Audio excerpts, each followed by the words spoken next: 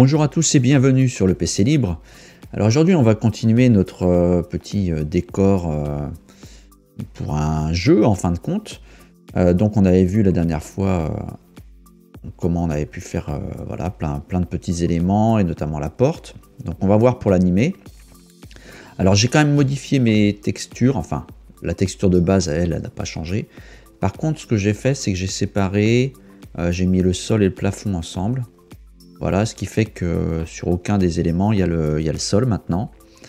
Donc, j'ai fait en sorte que ça se joigne bien au niveau des textures aussi, parce que ça avait été fait un petit peu n'importe comment, et notamment pour ce qui est de l'encadrement de porte.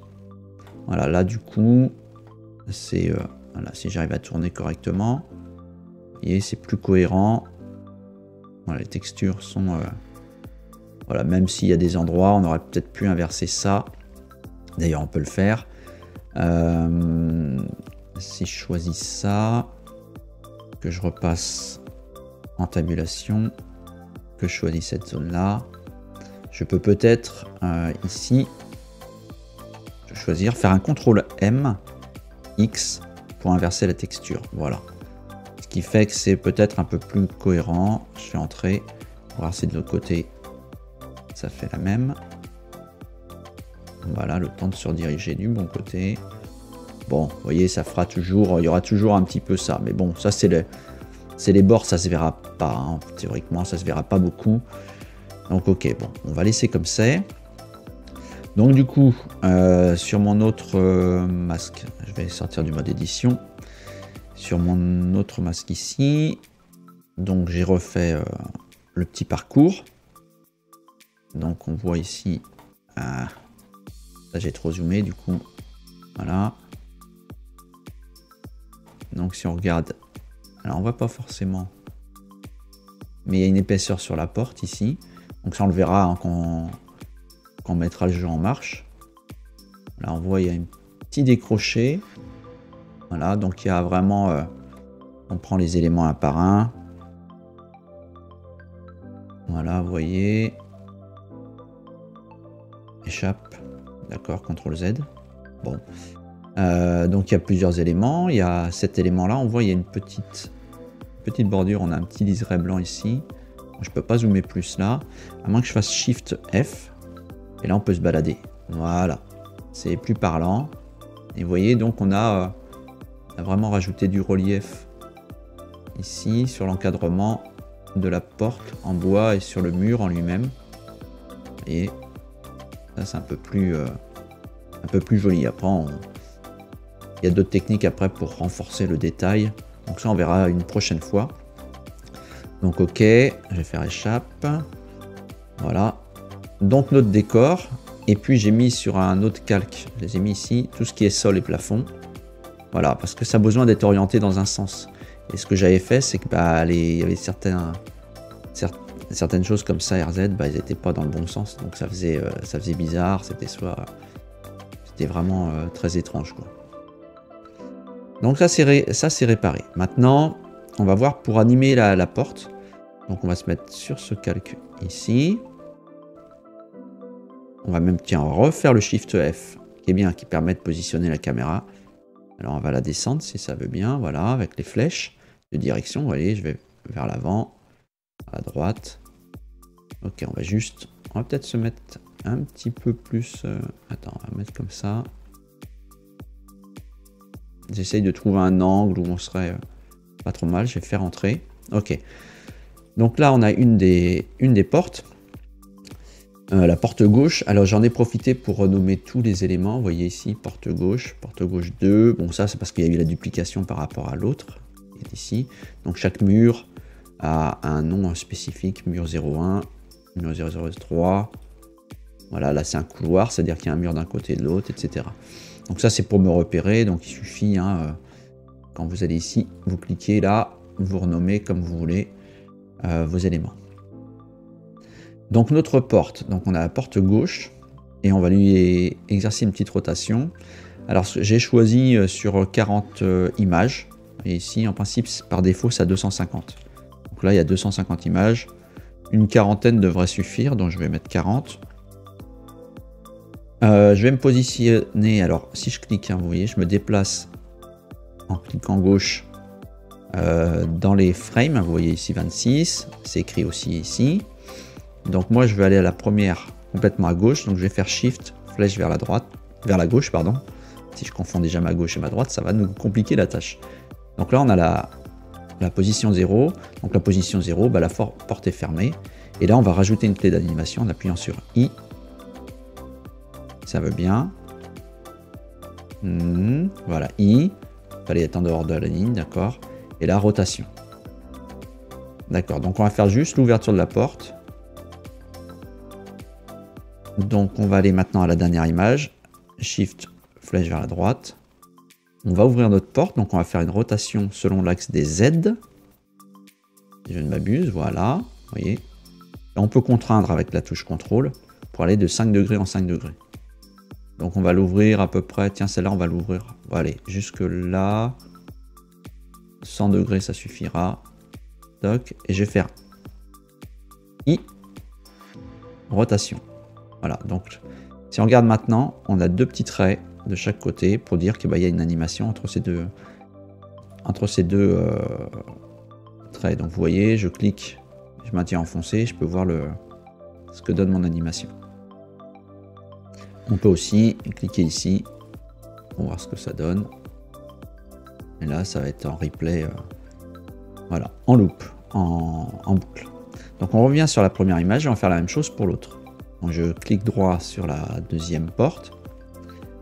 Je vérifie que je suis bien à la première image, la 1, très bien.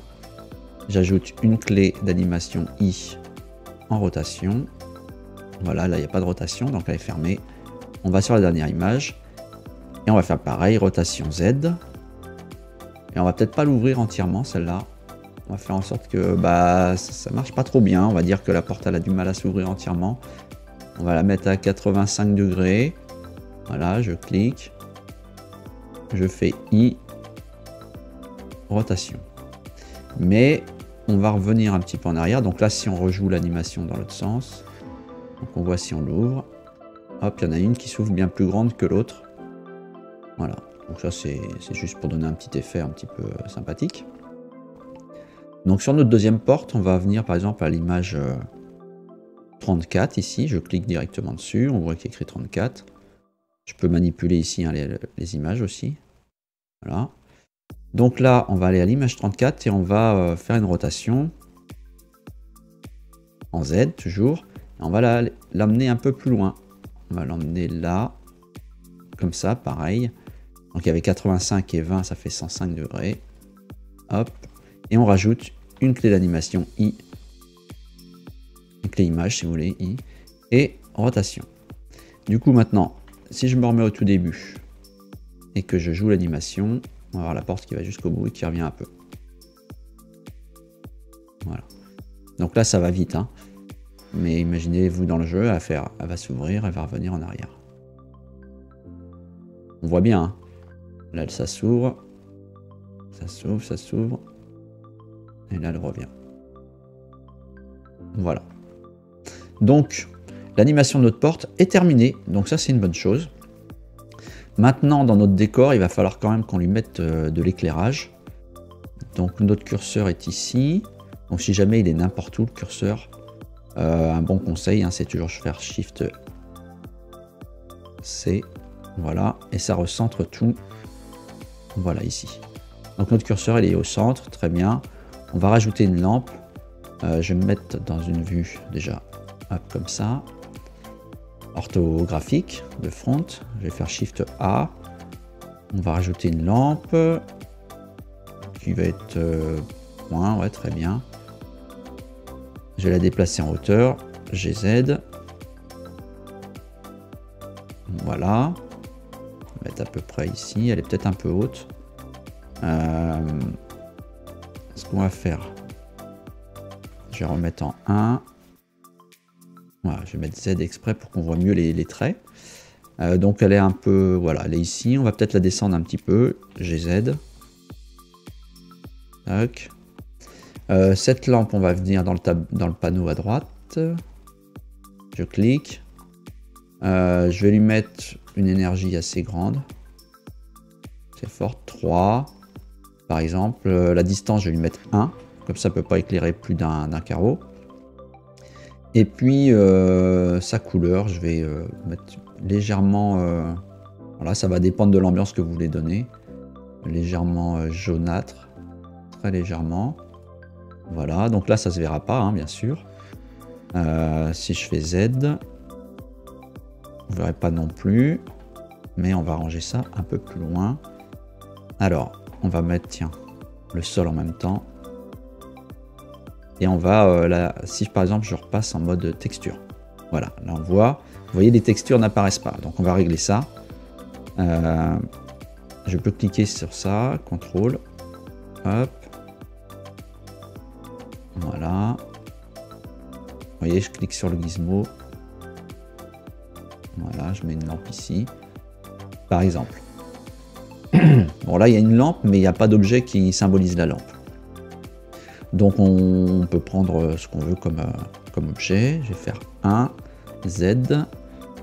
Voilà, on va, je sais pas, qu'est-ce qu'on peut mettre? On va faire Shift A déjà. Alors Shift S déjà, on va mettre le curseur à l'objet sélectionné, c'est-à-dire notre lampe, voilà. Shift A, on va vous ajouter... qu'est-ce qu'on peut ajouter? Une lampe, on peut mettre un plan ou un cube. Alors on va mettre un cube et on va le réduire bien sûr. Déjà on va le réduire beaucoup. S. Déjà comme ça. SZ. Voilà. Et puis GZ pour que ça soit quand même un petit peu au-dessus de la lampe. Voilà. Très bien. Ok. Donc là si on repasse en mode... texture, pardon. Voilà, quand on se déplace. On regarde, on a bien la lampe qui éclaire et notre rectangle est bien éclairé en dessous. Forcément, il n'est pas au-dessus. Donc ça, c'est un peu logique, on va dire. Alors, je vais enlever cette couche-là, ce sera plus simple pour nous. Donc, on voit bien que ça éclaire. Et je crois que mon objet, je l'ai mis sur le mauvais calque. Alors c'est pas grave, on va le bouger, on va faire M, on va le remettre sur celui-ci. Voilà. Là ça devrait être bon, voilà, on a les deux objets. Maintenant ce qu'on va faire, c'est qu'on va parenter la lampe à l'objet. Donc on va faire on va se mettre en fil de fer, ce sera plus simple pour la sélection. On clique droit sur le premier objet, Shift, clic droit sur le deuxième, on fait un CTRL P. Voilà, comme ça c'est parenté. Si je déplace juste l'objet, bah, la lampe elle suit. Voilà, donc on va se mettre en vue de dessus, on a une lampe. Et puis on va en mettre une deuxième. On va faire Shift D.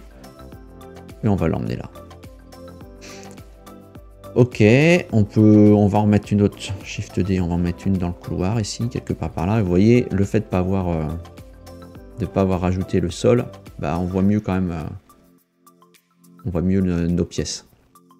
Donc là, j'ai une autre lampe. On peut lui mettre une animation aussi à cette lampe. Donc on va choisir la lampe. Alors, elle est où la lampe? Ah ouais, on n'a pas modifié. On n'a pas... Il faut aussi dupliquer les lampes. Là, j'ai dupliqué que... Tiens, d'ailleurs, c'est curieux ça. Bon. Je vais annuler les deux copies que j'ai faites. Delete. Je vais choisir ma lampe. Et mon petit panneau. Je vais me remettre en 7. Voilà. Shift D. Là, on devrait avoir copié les deux. Oui. Shift D. On va la mettre, tiens, on va la mettre un peu plus loin. Ok. Donc, je reviens ici. Donc, si je passe en mode texture, on a nos éclairages, on voit que ça va éclairer un petit peu. Voilà, donc ça c'est bon pour l'éclairage. On peut, comme je disais, on peut mettre une petite animation sur une des lampes, par exemple celle-ci. Donc si je bouge, je vais vérifier déjà si ça se joint ou si ça se suit. Ah, voilà, ça marche. Donc je choisis ma lampe et je peux faire aussi une animation. Je vais faire pareil sur 40 images. On va retourner à la première image ici. On a l'énergie de notre lampe. Là, elle est à 3, donc on va fixer notre énergie. On va se positionner devant énergie, I. Voilà, il a mis, vous voyez, c'est passé en jaune. Il a donc mis une clé d'animation. Ok, on va aller à la dernière image. On va mettre la même clé. Vous voyez, c'est en vert. On va faire I. Voilà, c'est bon. Maintenant, on va faire on va se mettre par exemple à l'image 6. C'est complètement... et là, on va mettre 0. On va faire I. Et qu'est-ce que ça va donner sur cette lampe? Alors, il faudrait voir... Voilà, un endroit où c'est éclairé quand même. Donc, si on se remet, vous voyez, hop, l'éclairage va diminuer et il va remonter progressivement. Donc, on va faire des ruptures comme ça. On va mettre à l'image 7. On va remettre tout de suite à 3. Et on va faire I. Et on va faire des petites modifs comme ça. Ici, on va laisser à 3. Image 15, on va lui mettre 0 pour faire un flash. I. Image 16, on va remettre 3. Hop. Et on va faire un I. L'image 20, on va faire 0. I.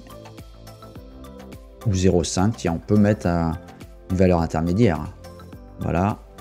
On va refaire le I pour être sûr. L'image 22,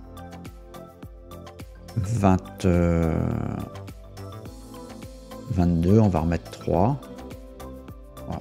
I. L'image 23, on va mettre 0,5.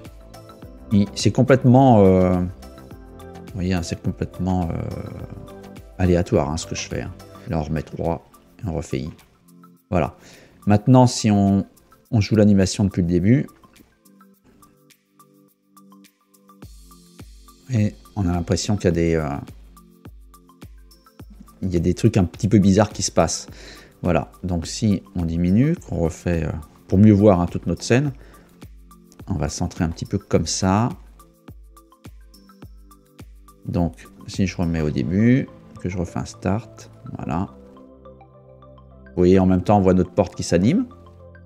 Et on voit que notre éclairage, voilà, sur cette lampe-là, fonctionne bien comme on l'a voulu. Donc ça fait des... Vous savez, comme les néons, des fois, qui grésillent un petit peu. Donc ça, c'est une bonne chose. Maintenant, vous voyez ce qui se passe.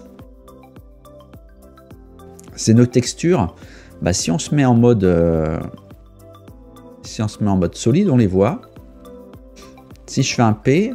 Dans le moteur de jeu, on voit rien. Donc en moteur de jeu, il faut se mettre sur texture. Mais là, vous voyez, on voit rien. Et si je fais P, bah, on voit les éclairages, mais on voit pas les textures. Alors pourquoi? C'est parce que j'ai oublié une petite chose simple. C'est que pour pouvoir avoir les textures, bah, il faut qu'on sélectionne nos éléments. Alors, on va se mettre ici. On va prendre, on va prendre celui-ci. Là, on voit qu'il y a quelque chose de sectionné, hein, très jaune. Et puis, bah, il faut aller dans les matériaux et rajouter le matériau qui va bien, le décor. Et voilà. Et donc, comme j'ai oublié de faire ça, bah, il faut que je le fasse sur tous. Il suffit simplement de prendre mon image hein, qui s'appelle décor. Faire nommer comme ça, c'est beaucoup plus simple. Voilà. À chaque fois, hein, comme je ne l'ai pas fait avant, bah, faut que je le fasse pour tous maintenant.